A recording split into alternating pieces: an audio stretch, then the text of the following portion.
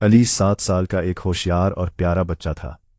اسے تصویریں بنانا اور خواب دیکھنا بہت پسند تھا۔ وہ اکثر کہتا، کاش میری سوچ کاغذ پر زندہ ہو جائے۔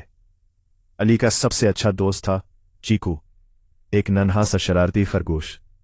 چیکو ہر وقت اچھلتا کودتا رہتا اور علی کی ڈرائنگ دیکھ کر خوش ہوتا۔ چی چی وہ تالیاں بجاتا۔ ایک دن علی کی امی نے پرانی الماری صاف کرتے ہوئے ایک ڈبہ نکالا۔ اس میں ایک سنہری سی پینسل تھی۔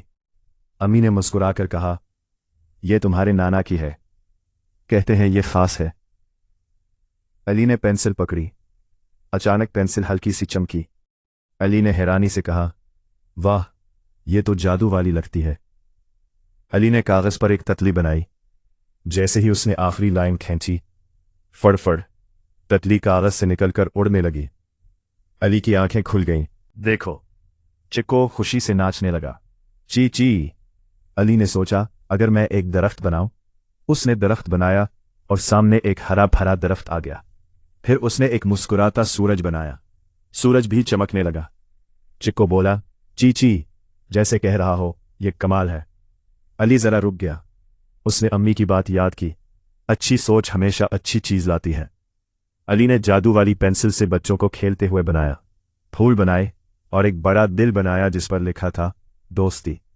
امی نے سب دیکھ کر کہا، بیٹا یہ پینسل تمہاری سوچ کو طاقت دیتی ہے، ہمیشہ اچھی اور پیاری سوچ رکھنا۔ علی نے پینسل کو سینے سے لگا لیا۔ چکو اس کے پاس بیٹھ گیا۔ شام کو علی نے آسمان بنایا اور سب کچھ پھر سے کاغذ میں واپس آ گیا۔ پینسل آہستہ سے چمکی اور خاموش ہو گئی۔ علی مسکرا کر بولا، جادو پینسل میں نہیں، میری اچھی سوچ میں ہے۔ سبق: اچھی سوچ اور مثبت خیال دنیا کو خوبصورت بنا دیتے ہیں۔